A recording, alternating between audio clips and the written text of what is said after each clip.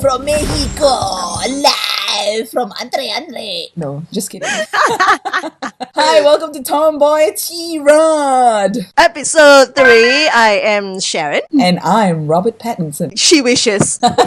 Alright, so, okay, welcome to the third episode of this crazy screwed up show. And this week, we have got lots of things on the table, under the table, over the table. Yeah, what are we talking about this week, Sharon? We're going to talk a little bit about what's going to happen in San Diego, which is the Comic-Con festival. And we're going to talk a little bit about a couple of music videos, which is kind of weird and kind of off. And Gordon Ramsay. Oh my God. We are going to mention Gordon Ramsay, but we're going to keep that later, okay?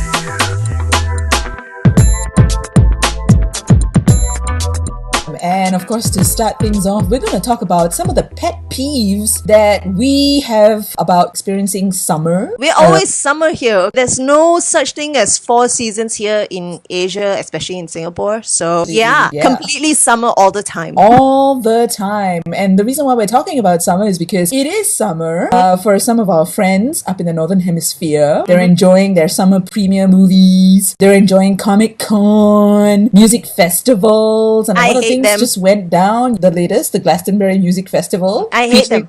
You hate. Okay, I hate all of them because they have all these festivals that are happening over there, and I'm stuck here looking at traffic. Like, what the fuck? It's not fair, is it? I mean, here we are in Singapore. We have summer 24 hours a day, 12 months a year, 365 days, and nothing's happening. Yep, nothing's happening. Exactly. It's like we don't have such things like Glastonbury. We don't have such things like Comic-Con. No. We have something like a film festival, which is kind of a sad version of a movie screening. And that's pretty much it, really. It's sad. I have a festival, though. I have a festival. It's called the Shade Festival. So what I do is just, gather around some people, really bored people in the city, and then we just go under a big, huge ass rainforest tree and we just stand there and enjoy the shade. Yes, in our N95 masks. If people have no idea what the N95 mask is, well, we had this little bout of haze, which pretty much is a smog that clouded the whole entire freaking island. Indonesia! It killed Indonesia. It pretty much decimated half of the population of Singapore. Well, not really, but almost. And we were walking around in smoke. So for smokers, it's woohoo! It was party time. Excellent. Getting down. Yeah, they're all just getting high on the fucking smog. But for the rest of us, we are pretty much suffocating. I died, actually, I was up in KL doing a shoot, and then you died. Yeah, I saw God, and then somehow or other somebody put an N95 mask on me, and then woohoo, it was back in action. Is that a good thing or a bad thing, Persis? I don't know. It just shows how powerful the N95 mask is, isn't it? It can bring the dead back alive. You should include that in Walking Dead.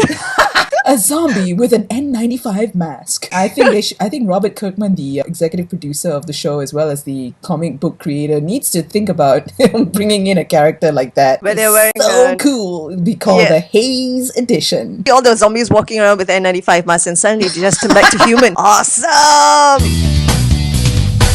And speaking of summer, I hate the people who stay in San Diego. Because they get Comic-Con every year, and it's one of the biggest music, TV, independent film, comic book exhibition ever, Why don't they ever come to Asia? Comic-Con should come to Asia. I mean, we've got fans. You've got fans here. Like, hello, Indians, Chinese, Koreans, Japanese, and whatnot. Just come to Asia. There's a lot of stuff going down this year at Comic-Con, and some of the stuff that's been revealed online on the Entertainment Weekly website are the Thursday and Friday schedules. So who's on the panel? I'm happy to say that Game of Thrones is on the panel. Yay!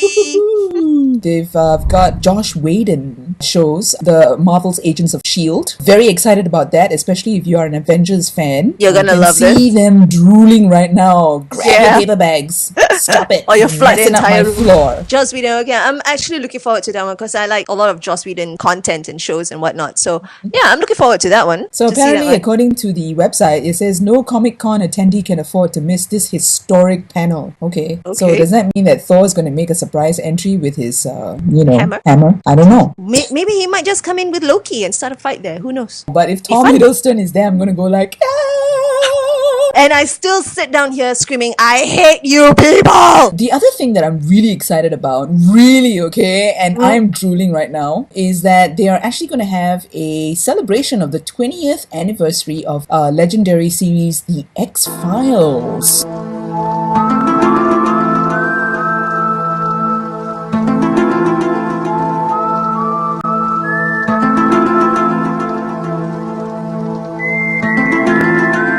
No way! Yes! Way! No way! So way! so It's you're so saying, way! like- It's way out there. So you're saying like David Duchovny and Gillian Anderson is going to be there too? They have not dropped any information. They said that there was going to be a surprise guest or two. Okay?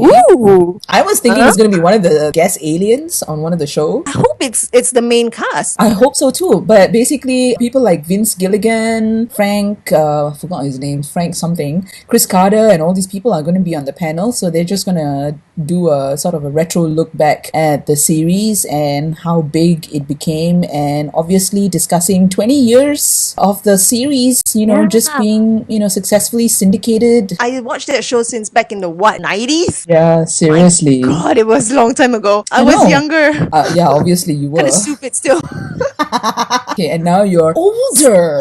Yeah, and still stupid, unfortunately. Nothing's changed. Nothing's changed. It's for the age. Yes. So probably I think they're going to talk about their experiences shooting the whole entire series over 9 seasons, how they brought the production from Canada. I believe they shot it in Vancouver, if I'm not mistaken. And then they brought it down to LA. I always had a problem with that though, because I always felt like the first few seasons of the X-Files, right, always seemed to be a little bit darker and more mysterious than the last few seasons when they brought the entire production back to the States, because I always felt that Vancouver had this really cold, dark, weird, mysterious feeling about it, which really suited the show so well. Which works, yeah. Yeah, which really worked, right? Yeah. I mean, there was never an episode where there were sunny skies in that show. Everything was grey, dull, way It's out kind of there. mysterious I and kind know. of creepy. I know, I can still watch that show and still freak myself out. I like the show. I mean, I watched the show, but I'm not a huge fan of the X-Files. I was actually a huge fan of Twilight Zone and The Outer Limits, which is along the same genre lines as X-Files as well. So you have that dark, mysterious thing going on. But I'm glad that the panel for X-Files is coming back, so which is kind of cool, with the creators of that show. Okay, moving on. Yes. Let's go on to music video. You were telling me about the 9 Inch Nails music video. Holy crap, man. That was the biggest disappointing thing for me for the week. For all you David Lynch fans out there who grew up on Twin Peaks, who grew up on macabre films like The Lost Highway, Mulholland Drives, these are like movies that students in film schools watch, babies of film appreciating parents will watch. And I don't understand, they've collaborated before on the Lost Highway film. Trent Reznor actually provided the soundtrack for the film. And I was so surprised that this time when they collaborated, they came up with a pretty shitty music video that's for a current single that 9 Inch Nails is promoting on YouTube called Came Back Haunted. The throat is deep and the mouth is wide. Saw some things on the other side. And it's so bad. It's worse than an After Effects school project. And It looks like as though it was an amateur director who did this video. I know, it's like someone took a really weird picture and photoshopped it and then put it in After Effects and put all these lightning effects, a strobe light effect, and called it a 3-minute music video. It was really bad. I like the music though, which is it's a very catchy song. I know. But the video was like, whoa. Even if I wasn't suffering from epilepsy, I would be considered a severe epileptic patient after I watched this video. We we had one salvaging music video this week by M.I.A M.I.A the rapper. So basically, she's come up with a new video called Bring the Noise. Bring the Probably an Noise. ode to Public Enemy, which has really potent lyrics talking about the current scandal that's revolving around that NSA former CIA agent, his name Edward Snowden. Yes. If it's like a rotten tooth, you gotta spit it out. Cut the button to let my wisdom work it out. The world is out, sending your soldier pals. Words out and hope you heard them like A lot of conspiracy theories going on out there, whereby he's gonna start airing dirty laundries about the American political Mass stuff surveillance, and mass God surveillance knows what else. program. I mean, I tell you, if this blows out of the water, it's gonna be another version of Watergate. I know, and I also heard down the grapevine that football bookies are also taking booking. Huh? Bookings for what? No, basically because they can't figure out, people are trying to bet whether he's going to choose Venezuela or Ecuador as his... As his you know, refuge? as his country of asylum. Oh my God. So the bets are on, people. So put your Which do you bets think he in. will choose? Yeah, Door Venezuela. number 1, Ecuador, or door number 2, Venezuela? Which one? I don't know. Tick-tock, tick-tock. Tick-tock. Time's a ticking. Okay, I'm checking my phone now to see whether I have the speed dial number to the Ecuador airport. Yeah, just try and call him and see if Snowden is still there. Actually, I'm not getting any signal. Do they have 4G coverage there? Probably I'm not. Sure. Anyone? It's No. Ecuador, so I don't know. Oh shit, I'm gonna get back. Okay, Sorry. it's confirmed then. I will take Ecuador for $500, Alex. Awesome. So, good luck to the guy. I mean, really, if he managed to get his asylum in Ecuador or Venezuela or wherever it is, he may have the information and he may have the balls still to expose it. I mean, and then Exactly. we'll And- see how the Americans react, which would probably not be a very good reaction, I bet. I have another suggestion. In case Ecuador and Venezuela fall through, there's always the option of going to Damai or Riau in Sumatra, where the haze happens every 3 months. Yeah. Okay? You could hide Now, among the listen smog. up, Snowden. Yep, that's another. You could hide. No problems there. All you need is an N95 mask. Which we can supply to you, We can no problem. supply to you unlimited supply. And just hide in the smog and you'll be fine. You'll be I fine. know. Talk about a cloud cover up. My favorite chef is in Singapore. Yeah, Gordon Are you Ramsay. talking about Martin Yen? No, Oh, okay. I'm sorry. I'm talking about Gordon Ramsay, the 5 Michelin star chef Oh, is no. in Singapore.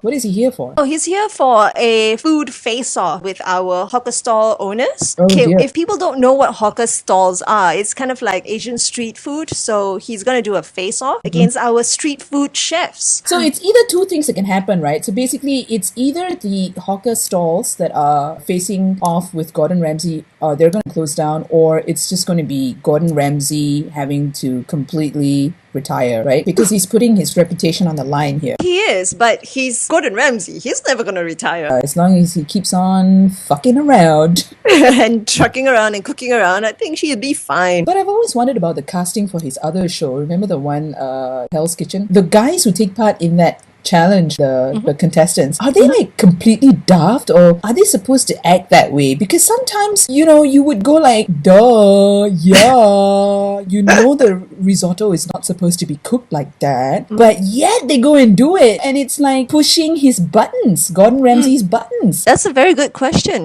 that they are intentionally being daft about it. But you know what? Hey, Persis, you've got the executive producer of Hell's Kitchen on your phone, right? Why don't you just give them a call and ask them whether the whole thing I got is being... everyone on speed dial. on my Yeah, phone. Yeah, Persis have everyone on speed dial. Even the Pope. I mean, just ask the EP if it was scripted or not. But you know what? I think it's because of the pressure. A lot of the contestants that came into Hell's Kitchen, they are so used to a certain pace of doing work in their own restaurants, I guess. And then when they come to a TV show, it's like double time. So they kind of like got a bit too flustered and stuff. So they tend to make a lot of mistakes. Because I would too. I mean, naturally, that's what people would do when you're flustered. You tend to make mistakes, like stupid mistakes. I have to totally agree. But that's, of course, because European cooking is very precise. Very precise. Yeah. Based on watching this little video that he did in Malaysia with an auntie who makes the best rendang. Rendang, by the way, is a Malay dish where it's a really spicy dish that's cooked with beef or chicken. Lots of trans fats, but oh so good. Chili's in. Yes,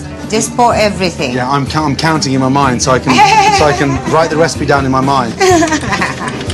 Bit more, bit more, bit more. Oh, don't be shy, Gordon. Just pour the damn No, thing out. I'm not shy.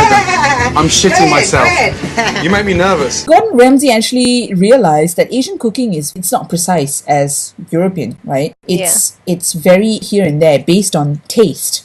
Yep, based on taste, experience, I guess. There's no real recipe here to tell you that, now you can put like 1 tablespoon of oil. Now, like, your food turns out all right. If you're not, too bad. Start again. It's on experience as well. I mean, if you keep on doing it like all the time, you know, like intrinsically what you need to put in, how much to science when it comes to Asian food, and it goes through across all Asian foods. The video that we saw of Gordon Ramsay with that Malaysian auntie, that is so adorable because there's some actual tension between the two of them. Oh my god! I think it's just Gordon just trying to flirt with her on best side, because he knew he was going to be dead anyway.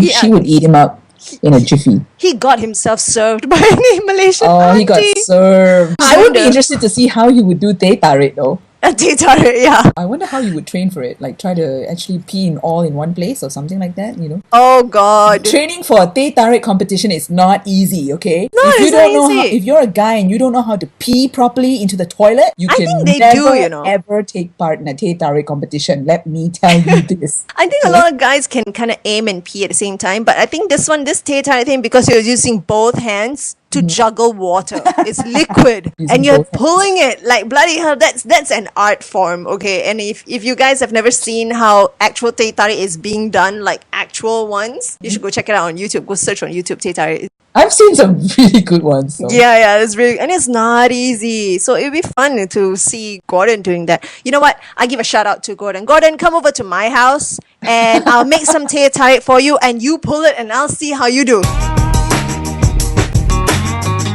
Okay, and with that, we've really come to the end of episode 355 of Tomboy Tirade. I'm Robert Pattinson, aka Persis. signing out, going back to my date with Elvis Presley's granddaughter. This is Sharon, and I'm signing off as well. It will definitely come back in 2 weeks, so you better be warned, man. I'm serious. Yeah, I'm coming to your house. She's coming to your house. You all better be careful, man. Yep, we are invading. So yeah, come back again in 2 weeks. And while you're waiting for us, go check us out at our website, www.tomboy-tarts.com. That's tomboy-tarts.com. And if you're a social media freak or a geek like us, you might want to follow us on Facebook, Twitter, Tumblr, Instagram, or all your favorite social media networking sites. All you have to do is just type in tomboy.tarts or Tomboy Tarts. That's TARTS. We are everywhere. Everywhere. Take care, and we'll be back in 2 weeks. Adios, amigos. Ciao.